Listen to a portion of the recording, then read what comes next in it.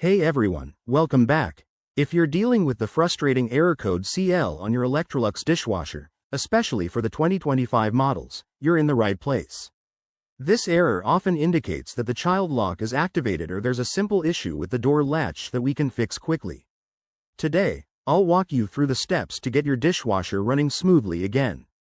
Let's dive in. First things first, safety is key. Make sure your dishwasher is unplugged or turned off at the circuit breaker to avoid any electrical mishaps.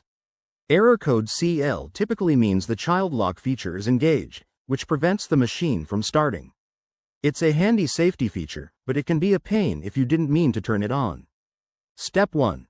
Locate the child lock button. On most Electrolux models from 2025, it's usually on the control panel, often labeled as CL or a lock icon. Press and hold this button for about 3 to 5 seconds until you see the light turn off or the error code disappears. Give it a try, it's that simple. If that doesn't work, move to step 2. Check the door. Ensure the door is fully closed and the latch is properly engaged. Sometimes, a bit of debris or wear can cause it to not click shut correctly.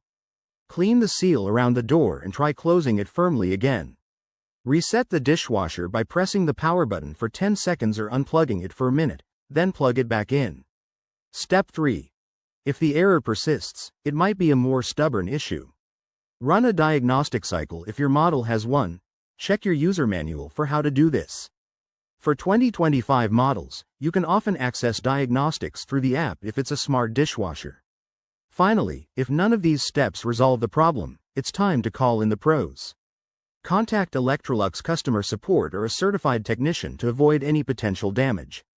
Remember, regular maintenance like cleaning the filter and checking seals can prevent future errors. Thanks for watching. If this helped, give this video a thumbs up and subscribe for more home appliance fixes. Drop your questions in the comments below. See you next time.